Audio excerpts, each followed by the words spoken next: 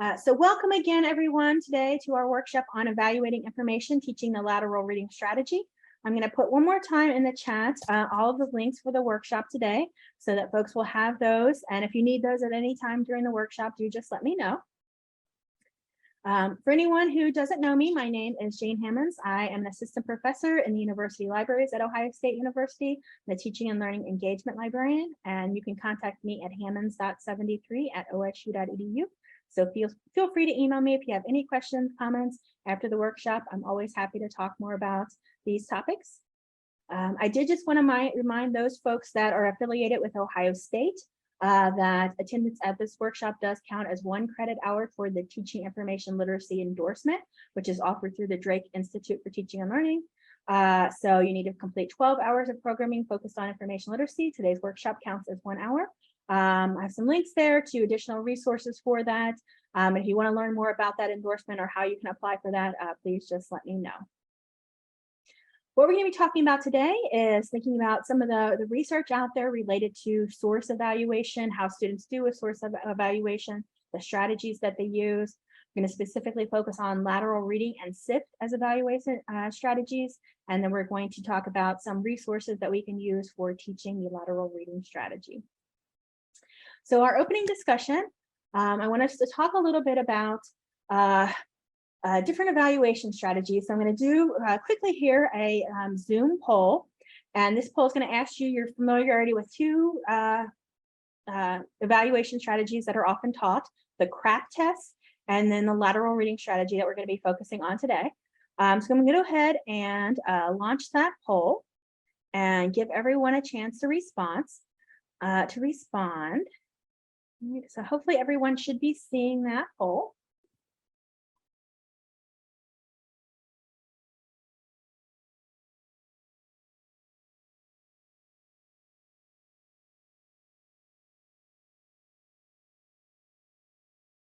All right, so I'll give everyone about 10 more seconds to respond.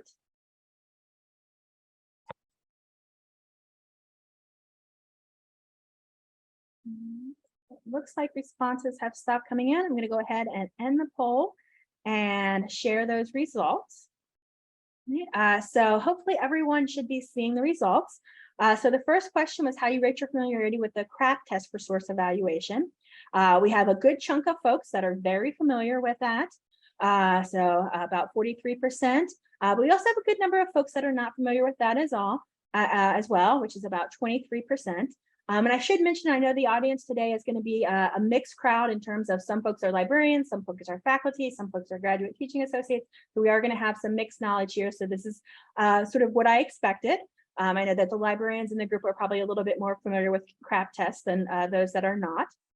And then how would you rate your familiarity with the lateral reading strategy? So we have a smaller number of folks that are really familiar with that strategy, but it looks like the majority of folks are not familiar with that as well, which is of course great because that's what the purpose of this workshop is. All right, so thank you so much for sharing your results for that. And we'll go ahead. So I'd like us to take a minute and think about our experience working with students evaluating sources. And again, that some of us that may be as librarians, some of us may be as instructors, staff members in various ways working with students. So I'm going to have you think about what it is that you think students actually do consider when they're evaluating sources and when they're deciding whether to trust a source. And then the second question is, what should students actually be considering when they are deciding whether to use a source? So what do you think students actually do? What would we like students to be doing, right? And so we're going to be doing this as a Jamboard activity. And I'll put this one more time in the chat there. You all should have the link to the Jamboard there in the chat. It says workshop Jamboard. So we're going to go ahead and go out to that site. And I'm going to go ahead and go out to that site as well. So hopefully everyone should be there. Hopefully everyone should be seeing the Jamboard. If you're not, someone please just let me know in the chat. If you have not added a response to a Jamboard, I think the easiest way to do that is to go over on the left-hand side and add a sticky note. But you can also just type your text in there as well. So our first question again is, what do students consider when they are evaluating sources? And then our next question, you can turn the page up here on the top by using the arrows. our next question is what students should be considering when they're evaluating sources. Yeah, so I'll let everyone have a chance to respond.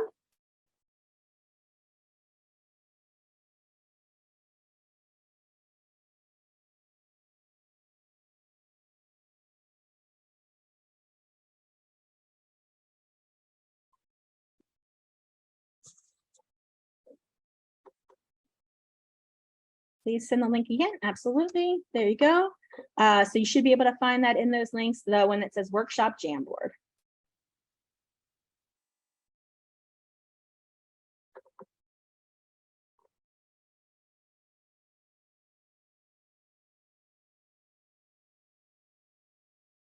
All right, so let's take a look at some of these responses that are coming in.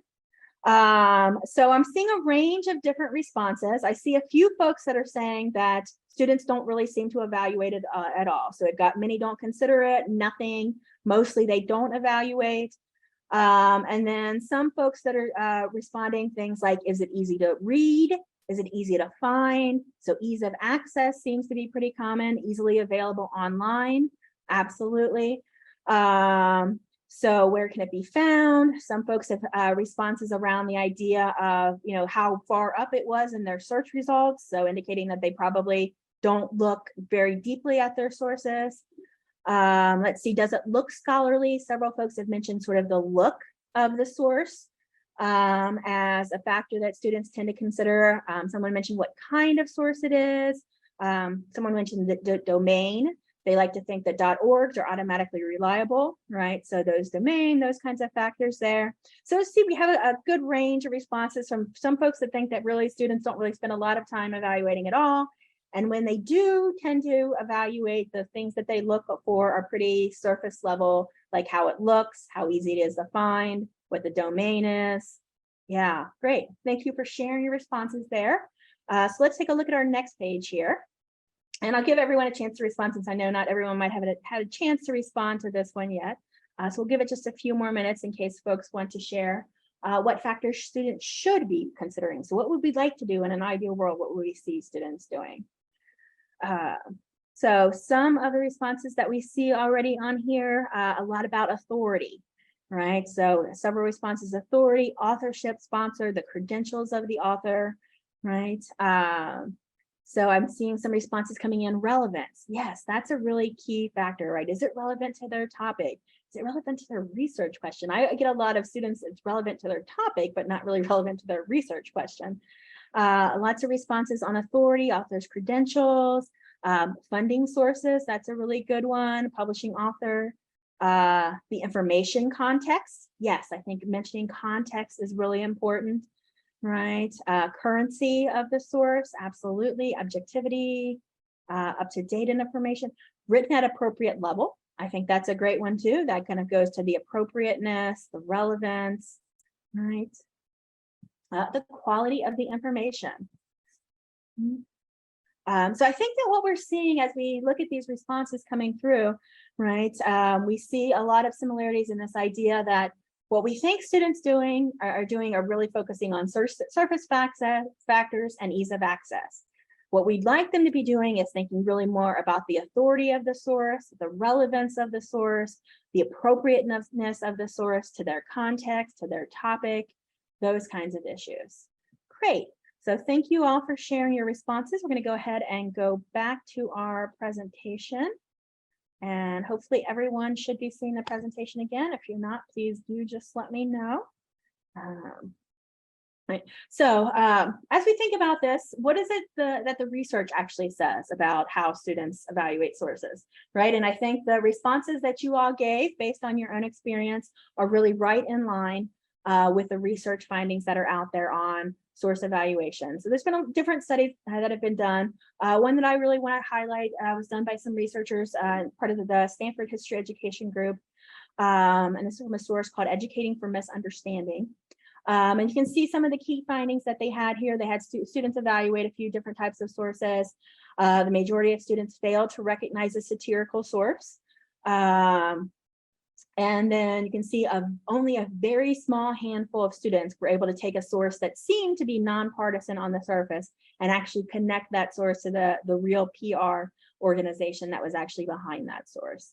Right. So as we look at these findings, they're pretty distressing about the struggles that students might have with source evaluation. Some of the key factors that they highlight, and again, these align very well with what you are saying, that they focus really on these easily manipulated factors like the look of the site, the domain. They trusted what the site said about itself, right? And that they, used evaluation strategies that were really out of date or incorrect. And this is a point that I really wanted to highlight. Some folks had mentioned that they think that students don't really evaluate at all, which I think is obviously true in some cases. What they found in their research was that, students did apply strategies. They did have reasons for thinking that certain sources were going to be more credible than others, or, they had reasons for thinking what they thought about the sources. So it wasn't in this case that they weren't trying to evaluate the sources. It's that the strategies that they had been taught were actually leading them in the wrong direction.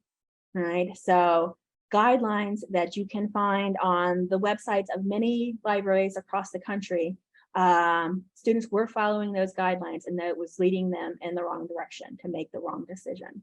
And so that's what I really wanted to highlight in terms of those findings and thinking about what we're going to be doing here today for the rest of the workshop. So I will pause to see if there are any quick questions before we go on and think about what is it that students have generally been taught about source evaluation. But I'll just take a quick pause here. If you do have questions, please go ahead and just paste those, put those in the chat.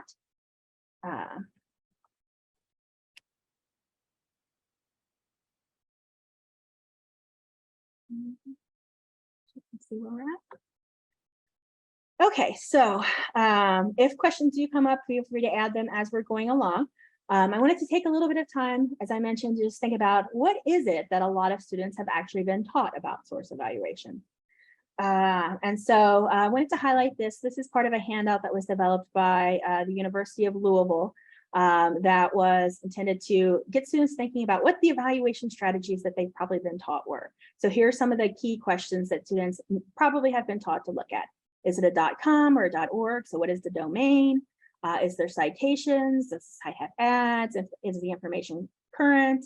And on the surface, there's nothing wrong with any of those questions. But are they always going to lead students in the right direction in thinking about whether or not the source is really credible, trustworthy source to use?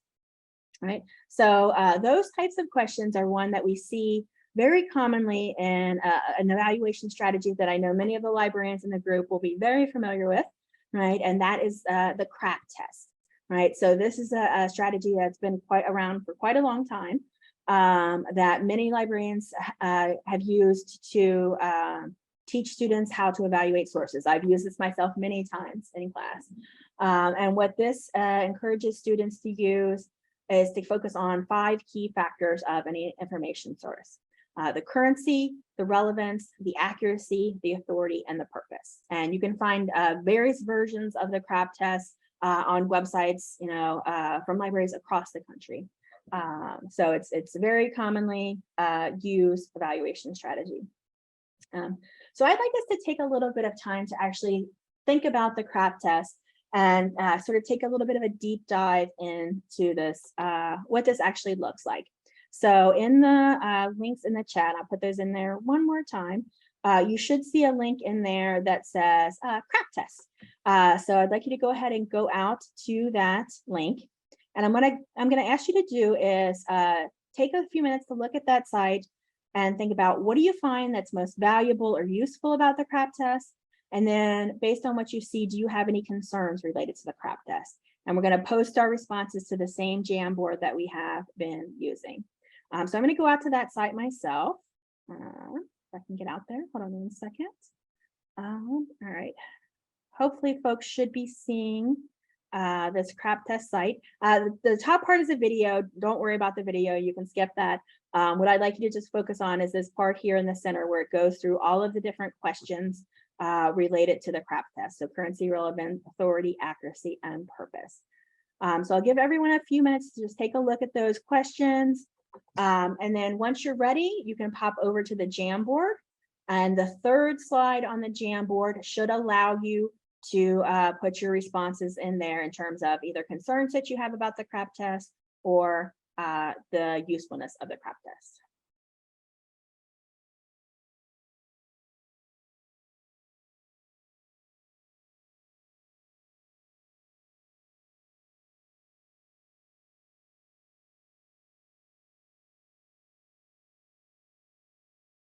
So I'll give it just a little bit more time, since I know we had a mixed group with some folks that really haven't seen the CRAP test before and some folks that are more familiar with it. So we'll let everyone just have a little bit of time to take a look at all of those related questions, and then we'll go ahead and look at our responses.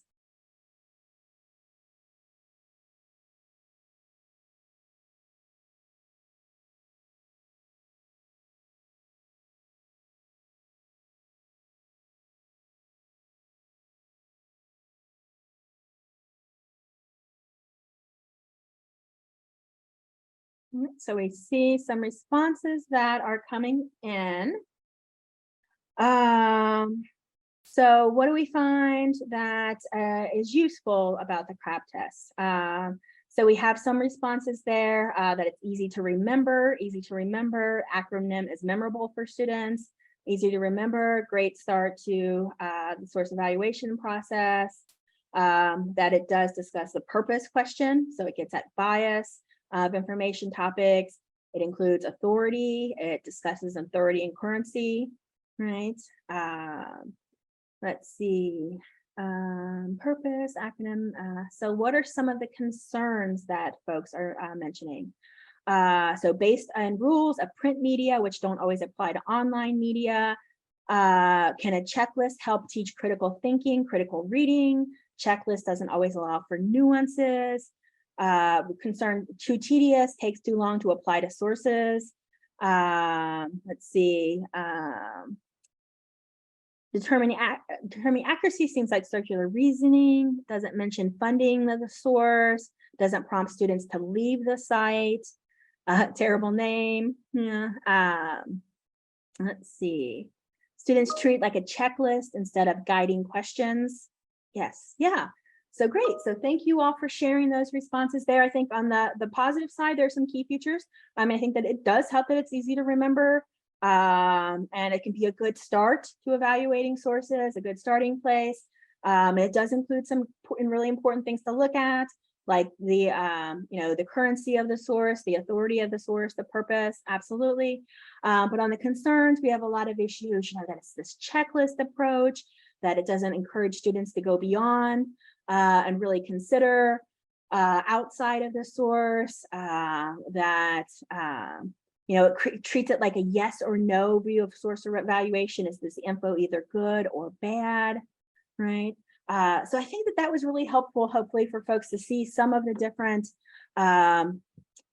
concerns that folks have been raising about the CRAP test, and but how useful it might be, what some of the issues might be with that. So thank you all for sharing those responses. I'm going to go ahead and go back to the presentation. We're going to go ahead and go back to our slideshow. Again, if you're ever at the point where you're not seeing what you think you should be seeing, please let me know. Sharing can always sometimes be a challenge. So these are some of the concerns that were raised in that Educating from Misunderstanding article, and I think that these were mentioned a lot in some of the responses that we saw from folks. One, someone mentioned, right, it's too tedious, it takes too long. How many students are going to go through 25 different questions to identify whether or not to use a source, right? There's a lot of emphasis on domain, .org, .com, and a lot of versions of the CRAP test, and this idea that it tells students to stay on the site. Someone mentioned this in their comments as well. It doesn't teach them to go outside of the site. So it kind of encourages students to trust what the site says about itself, right? And we know that, not everyone is going to be always honest in their sort of about us kinds of pages.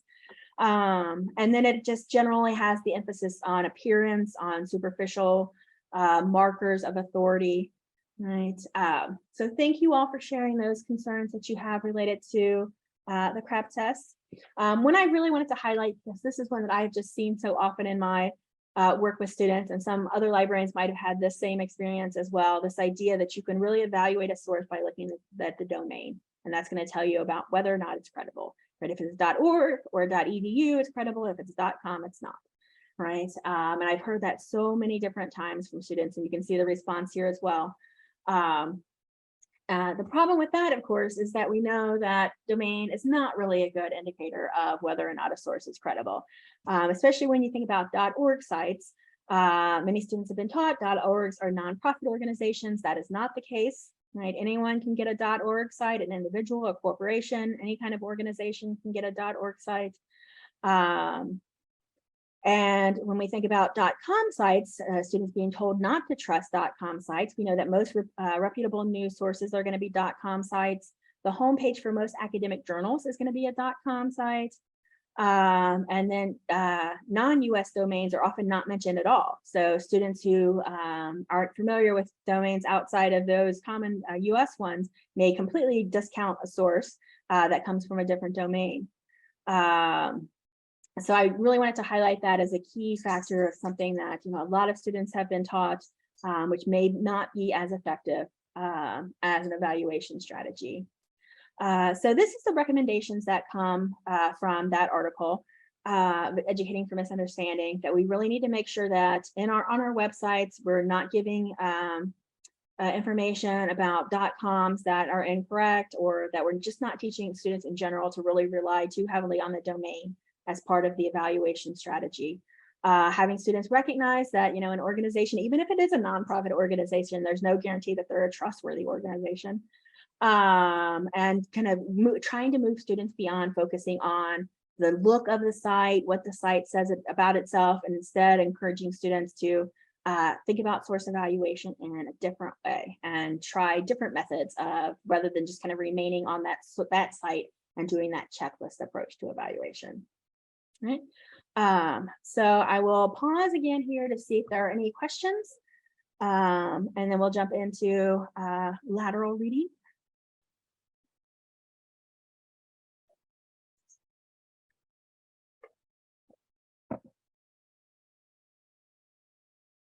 All right.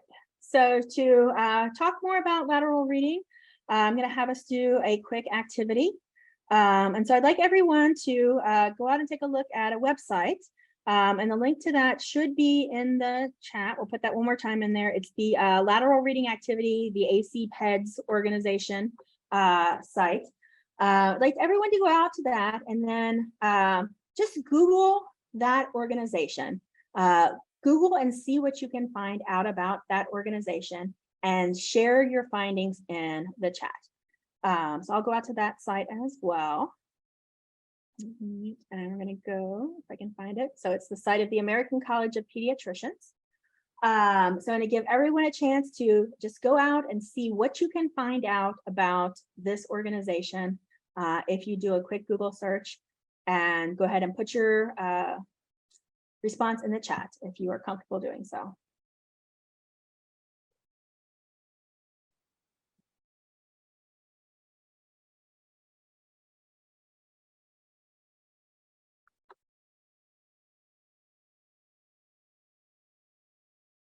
All right, so as we come in, so we see yikes, yes, definitely.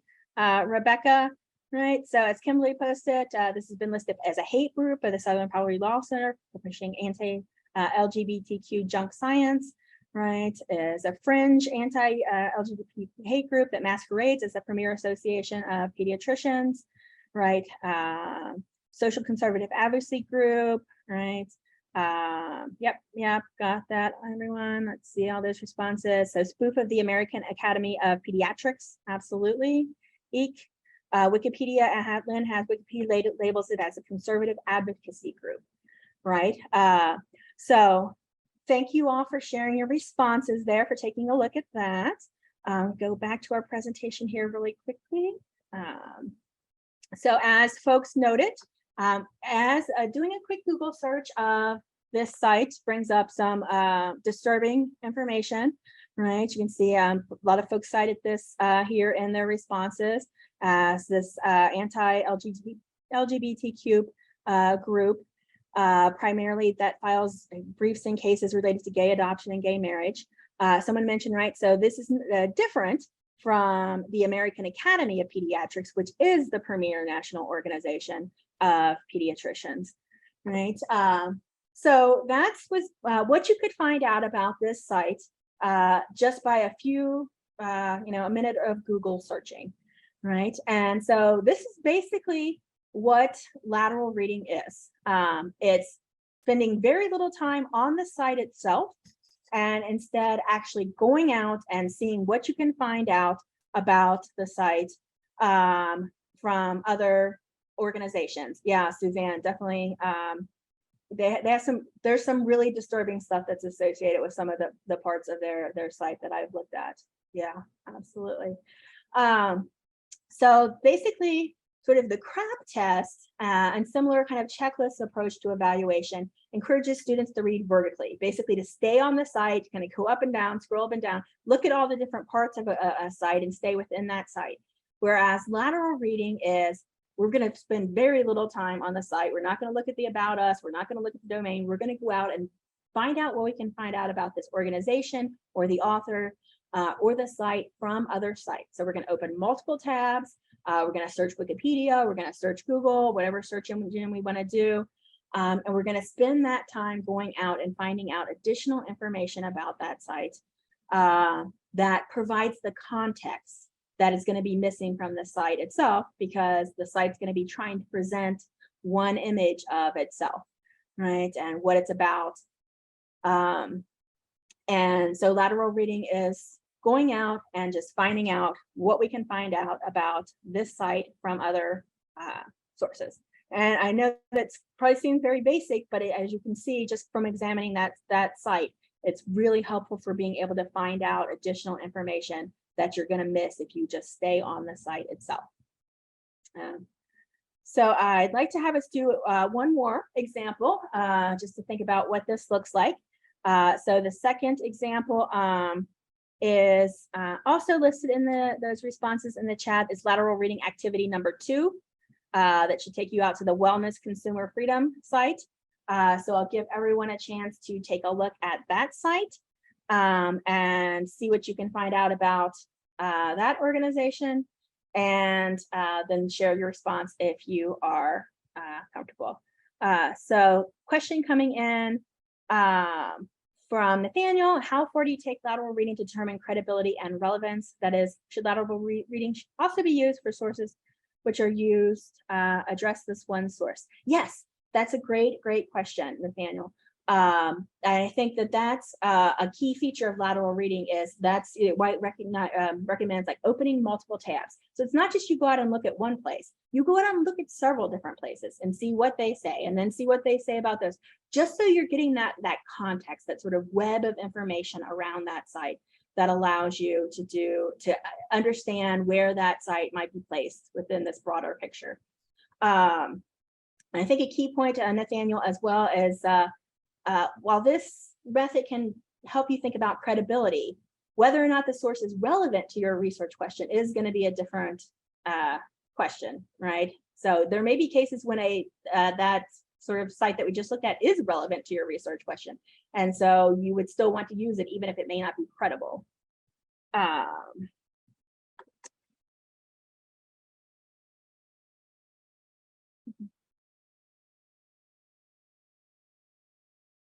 Yes, good point, Nathaniel, right? So it doesn't necessarily mean that you have to discount the information that is found on any site that you find, but you're allowing yourself to see different opinions and different perspectives, which you're not going to get if you just say on the site itself. Mm-hmm.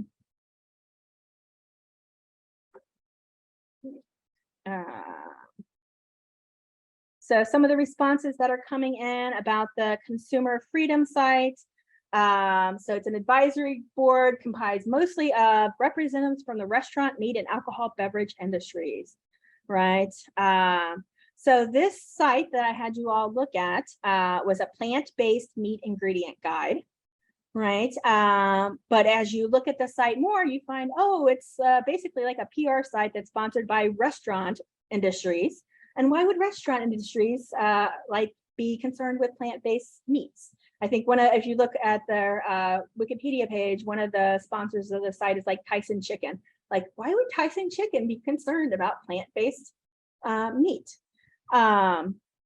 So doing that search allows you to go out and find that additional context, so you can see that a site that on the surface looks like, hey, this is a helpful guide to the ingredient in plant-based meat. And you can see who's behind that site and what agenda it is that they might have. Right. So yeah, great responses. Folks have highlighted lots of concerns about the organization that is responsible for this site. Great. Right. So that's sort of lateral reading at the most basic level. Is let's go out and let's put the context back in. Let's figure out where this site came from, who's responsible for it, what we can find out about the authors, the folks that are mentioned on the site, the organizations on the site, so we can see that bigger picture and go out and, identify what other folks are saying. And again, as I think someone mentioned, Richard, I think in the chat, maybe we can't trust what other folks are saying about that site as well. So we have to have that context before we can really make a decision on whether or not we're going to trust the site. All right.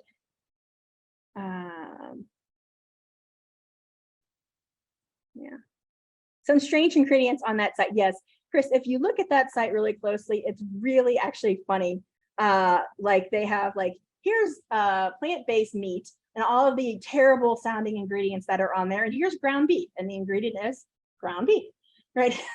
So it's actually a really funny site in a terrible way about how they're trying to manipulate people's views of plant-based meat. Let's see. All right. So one of the things that a lot of folks mentioned relating, let's see, Heather had, funding is often a clear pathway to understanding bias. Yes, if you can get to the funding source, that is a very helpful way to understand where that source is coming from. Absolutely. So a lot of folks mentioned in terms of the CRAP test that one of the things that's really helpful for students is that it's a very easy to remember acronym. And when you tell it to students, they remember that. Right, because talking about CRAP test in a library, and that's not something they expect when they first hear it. So if you're looking for something like that, a great sort of acronym that you can use that is based on the lateral reading strategy is the SIFT model, which was developed by Mike Caulfield. And so this has 4 steps that students can take to start evaluating the credibility of sources that they find online. And the first one is just to stop. So that encourages students to just take that minute to, before you share something, before you respond, before you use something, just take a second to stop. And then investigate the source. And that's basically what we've been doing with the lateral reading. So going out and seeing out what we can find out about that site on other sites. And then find better coverage. And what this really encourages students to do is instead of just focusing on the site itself and what other people say about the site, focus on the claims that are being made, right? And what other information that you can find out about the specific claims that are being made on that site. So, you go to supportdairy.org and it says, everyone should drink 2 gallons of milk per day, right? So you go out and say, well, what do other organizations recommend about how much milk you should drink per day? So it's, you would investigate the site as well, but you're also investigating the specific claims that are being made, right? And then the last part is trace the claims back to the original context. So this is where we ask students to say, oh, they quoted, half a sentence from this speech. Let's go out and find the real speech and see what the person actually said and what the context for that speech was, so that we're not just focusing on the headlines and the short little quotes and the short little videos that we might be seeing. We're going to go in and try to actually trace it back to the original source. All right. So those folks that are looking for something to teach that, students can still remember fairly easily, but is based more in this lateral reading strategy rather than the checklist opposed to evaluation, I recommend taking a look at this SIFT model. Hopefully you should be able to. All right, so I will pause here and see if there are any questions, comments, if anyone has any thoughts that they'd like to share related to lateral reading and SIFT. if anyone has used or taught these strategies in their class, whether or not it's been effective or helpful. I'd love to hear that as well. So we'll pause here, and then the next part we'll move into looking at some activities.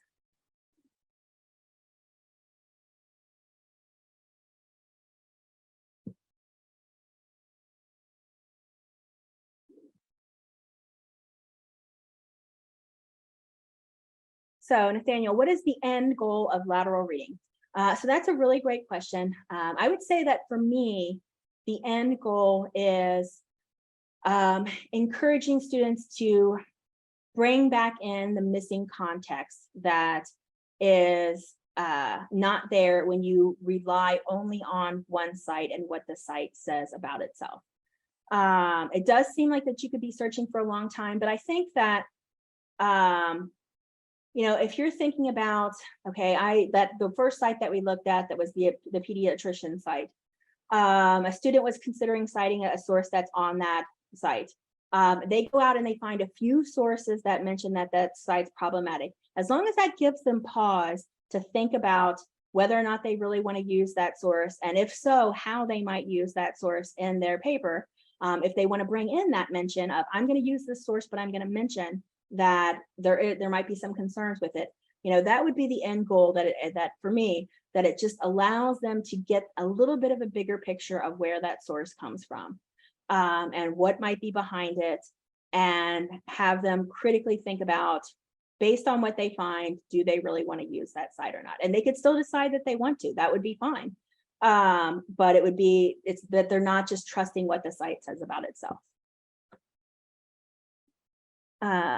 Let's see. So we had a question in there. Have you used lateral reading for peer-reviewed articles? I'm going to talk about that in just a second. So building context and reliability. Yes, I think that's a great way to put it, Nathaniel. Say, Lynn, I've had great success teaching the SIFT method. Wonderful. Good to hear, Lynn. Hi, Lynn. Great to see you. So Rebecca shared, under the accuracy part of CRAP, often students focus on typos, broken links, etc. But that test also encourages you to see if the site's information matches other sources on the site topic, but the lateral reasoning isn't emphasized. Yes, I agree that there are some great questions in the CRAP test. There are things that definitely align with lateral reading, but that students tend to focus on the easier things to look at, like broken links, rather than the harder parts of the CRAP test. Lena shared, I've used wacky stories to have students investigate, like a talking duck story. It's a good to show them how to trace back to the original research. Yep, we're going to talk a little bit about that in just a second too, Lynn. Great. So some teaching activities I wanted to highlight. And these are going to range from some that would be appropriate in kind of a one-shot library session to some that you might need to be teaching a full credit course to be able to use these. Just want to highlight a few different ones. Oh, that's okay, Lynn. Oh, Nathan, save the tree octopus. So there's an interesting site to look at. All right. So this is a very basic activity. We have 3 statements here. Statement A, if a source is a .org, it should be considered trustworthy. Statement B, a source's domain does not provide any guarantees about the credibility of the source. Statement C, some .org sources represent commercial or partisan organizations. Right? So which one of these is the lie? Right? So hopefully folks should recognize that A is the lie. But this is an activity, sort of a version of the true false activities that I like to do, where you give students 3 statements, all related to the same topic, and have them identify which one they think is the lie. And I think that these can lead to some really good discussions about, oh, well, this is what I've been taught. I should trust .org, and we can talk about, oh, well, why that might not be the case. So I have a link here to a version of this where I have a lot of different example statements that you could use in this activity. But this could be something, that's very basic, couldn't take more than 10 to 15 minutes to do this kind of activity. But it would get students thinking a little bit more critically about what they've already been taught. It would help you to identify maybe any misunderstandings that they might have about source evaluation. So just get students thinking about what do I already know about this, and what if there might be any concerns about what they already know or think that they know. So there's a quick activity that you could do.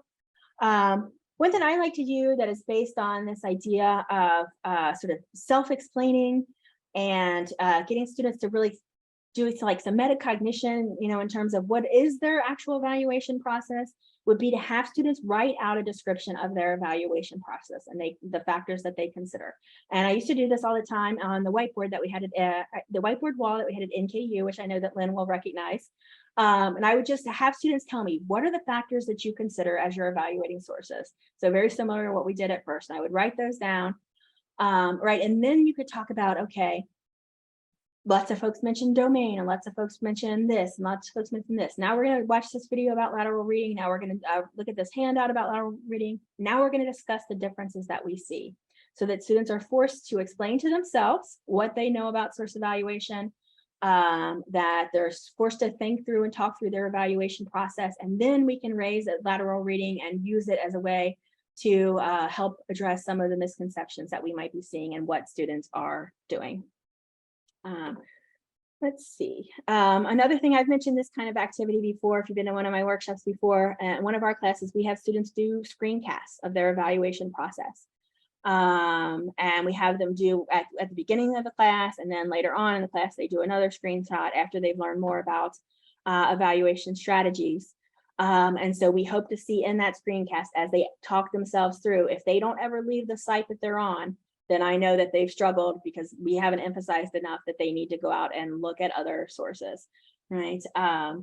And so I think this can be really helpful, and these can be very short videos, just a couple minutes it takes to really talk through the evaluation process, can give you great feedback and give them great feedback as well. And it sometimes can take a long time to review these. So this is something where students can do peer review of each other's videos rather than you having to look at all of them yourself. So a lateral reading comparison. So we kind of already did this, but what I'm recommending with this activity is basically give one group of students the crack test and give one group of students guidelines for lateral reading, and don't share, what each group is doing, and have them evaluate the same source based on that guideline. So like the pediatrician site that we use, just based on that site, what do they think about that? And then if they go out, and then have them compare their responses, right? And I think that you'll see, of course, on a site like this or other sites that folks might be mentioning, you probably get some very different opinions based on which evaluation strategy they use. And so I think this could help spark some discussions on why going out and looking at other sites might be really helpful part of the evaluation process. So there was a question about using lateral reading with scholarly sources. That's a great question. And I'm going to put one more time in the chat. There's the link to a title to a scholarly article in those links there. It says scholarly title, a subset of PARP inhibitors. So if someone wanted to take a minute and just go out and take a look at that site, that article, you should be able to find different versions of that article. And just by Googling that article and that information, what can you find out about this source? So I'll give everyone a chance to take a look, and you should be able to just copy that hopefully from the chat and not actually have to type it in somewhere.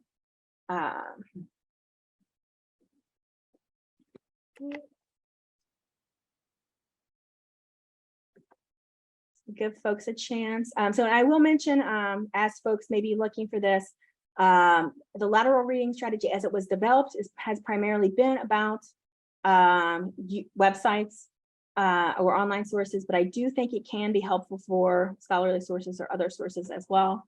So we'll take a pause here just to see what anyone might be able to find out about this source.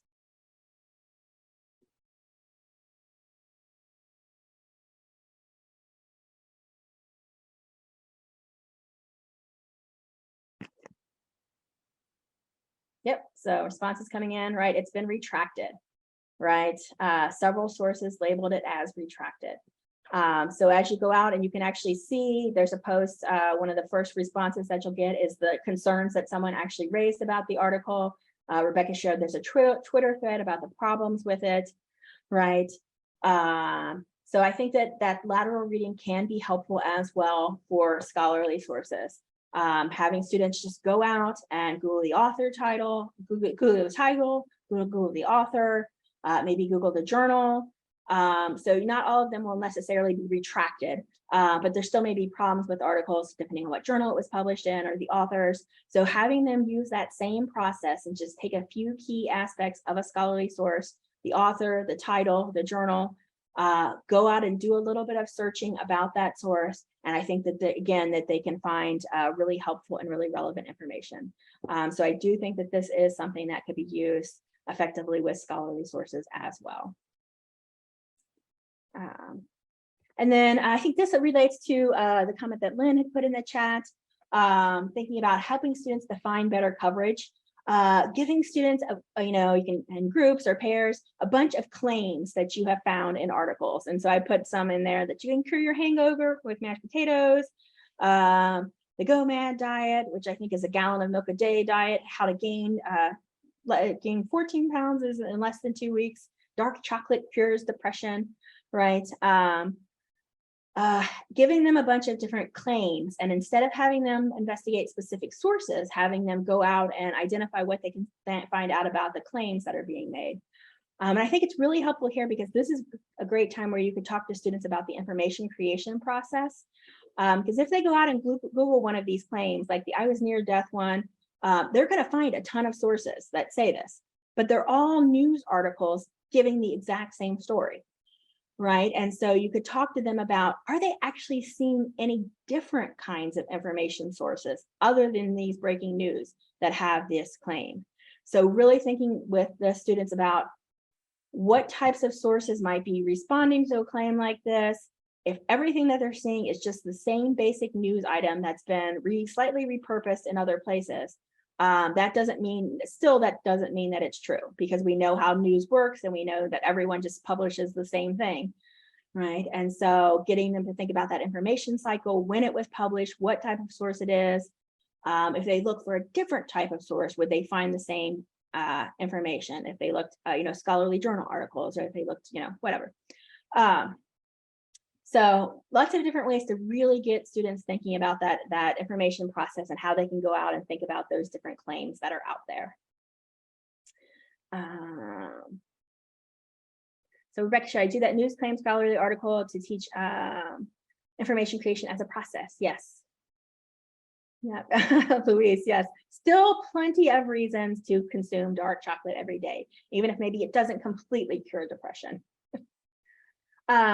So we often have our students create infographics, which we think can be really helpful. Well, once we've taught them about a topic, then they teach other students about that topic. So it gives us a chance to see whether they really seem to have grasped it. And it also gives them a chance to practice their citation skills, their critical use of information sources. They have to, think of a licensing for their infographic and those kinds of things. So that's a good example. And then the last one I wanted to share in terms of examples is just if you're already having your students do like a research paper or an annotated bibliography or a literature review, as part of their annotation, have them describe their evaluation process and maybe identify 1 or 2 additional sources that they looked at. Going back to Nathaniel's point, you don't have to have them look at 15 different sites, but at least here's 2 different sources that I looked at related to this first source to help me make a decision of whether or not I might want to use this source. So including that evaluation within the goals of the assignment so that students have to follow through, I think could be very helpful there as well. So I'll pause to see if there are any questions or comments. Thank you, Joa. Yes, yeah. I think anytime that we can get students to articulate their process and just take the time where they have to critically describe what they've been doing and why, I think can be really helpful.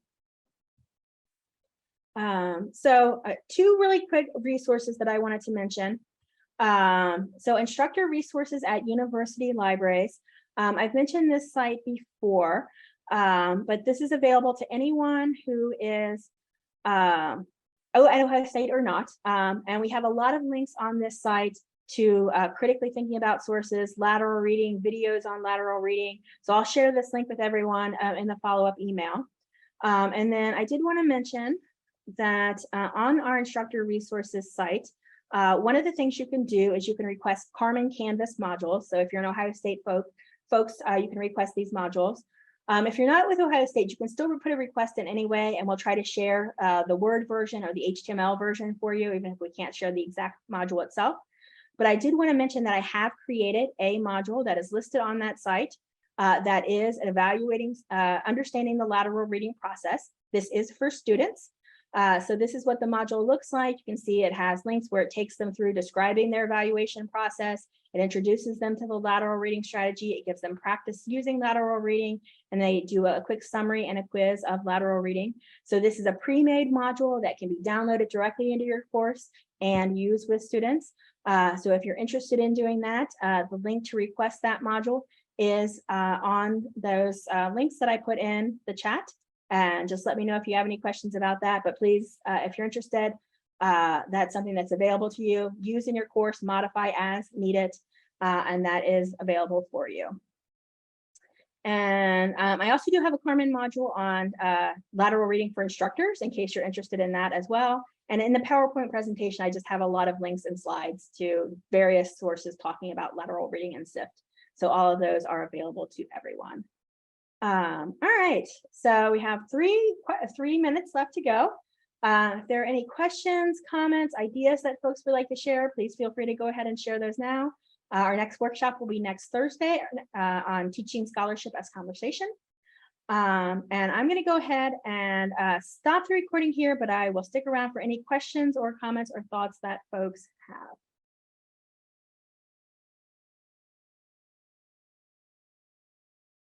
All right, thank you. Thank you. Great to hear about InfoLit. Thanks for the great information. Thank you all. Really helpful. Great to see you, Louise. Wonderful. Share the recording. I think I saw a question in there, and can you send the link to the workshops coming forward? Yes, I will include that in the follow-up email that I send to everyone. Thank you all. Thanks, everyone. Thank you, Rachel. Thanks, Chris.